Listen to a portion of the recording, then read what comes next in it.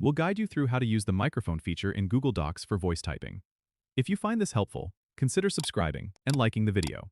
First, open Google Docs in your favorite web browser on your desktop. Once you've got your document ready, navigate to the top menu and click on Tools. From the drop-down menu, select Voice Typing. A microphone icon will appear on the left side of your document. You can click this icon to start voice typing.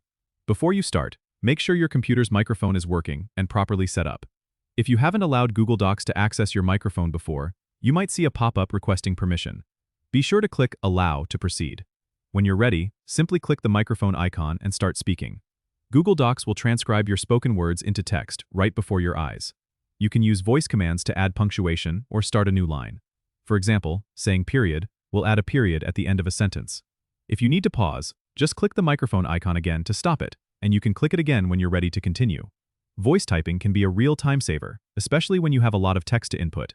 It's also helpful for those who find typing for long periods uncomfortable or challenging. Remember to speak clearly and at a moderate pace to ensure accuracy. If you notice any mistakes or omissions, you can always go back and edit them manually. Don't forget to subscribe and comment if this helped you out.